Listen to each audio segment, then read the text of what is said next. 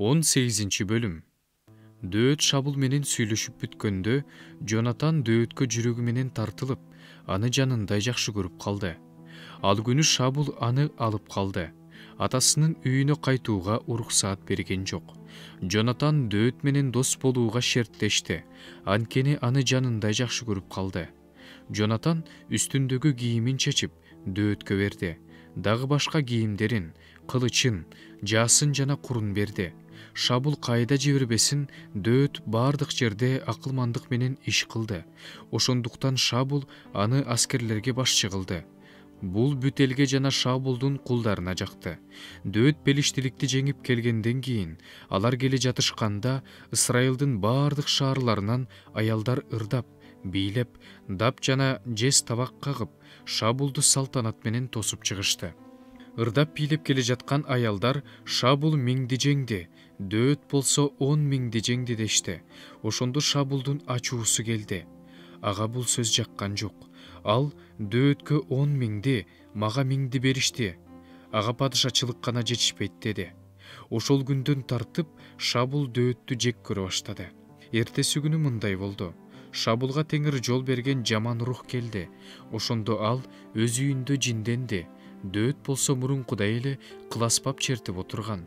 Шабулдун колунда найза бар эле.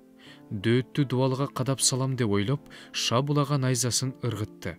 Бирок дөөт андан 2 жолу буйтап кетти. Шабул дөөттөн корко баштады. Себеби теңир дөөт менен эле. Шабулду болсо таштап койгон. Шабул аны өзүнөн алыстатып, өзүнө миң башы кылып дайындады. Ошентип, дөөт эл алдында аларды баштап жүрдү. Дөөт өзүнүн бардык иштерин акылмандуулук менен кылчу. Теңир аны менен эле. Шабул анын абдан акылдуулугун көрүп, андан коркчу болду.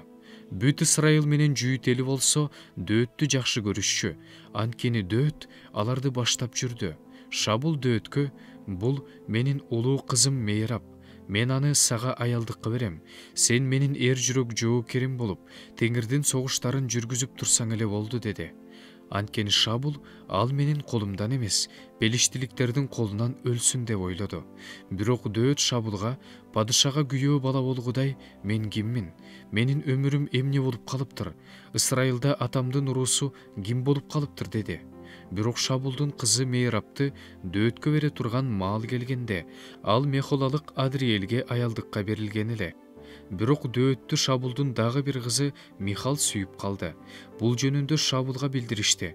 Бул ага жагып калды. Шабул: "Муну ага берейин. Ал ага кылтак болот. Ал Пелиштиликтердин колунан өлөт" деп ойлоду. Шабул дөөткө: "Сен эми мага башка кызым аркылуу күйөө бала болосуң" деди. Анан Шабул өз кулдарына: "Дөөткө: Сен падышага жагып калдың. Сени анын бүт кулдары да жакшы көрүшөт. Андыктан падышага күйөө бала бол" деп жашыруун айткыла деп буйрук кылды. Бул сөздүн баарын Шабулдун кулдары дөөткө айтышты. Дөөт: "Падышага күйөө бала болууну силер оңой деп ойлоп турасыңарбы? Мен жакыр, жек көрүндүү адаммын" деди. Шабулга кулдары дөөттүн ушул сөздөрүн жеткирип барышты. Шабул дөөткө мындай дегиле: "Падыша кыздын калыңын каалабайт. Бирок падышанын душмандарынан өч алып, Пелиштиликтерден 100 кишинин сүнөтүн кесип келсин" деди. Анткени Шабул дөөттү Пелиштиликтердин колу менен жок кылам деп ойлоду.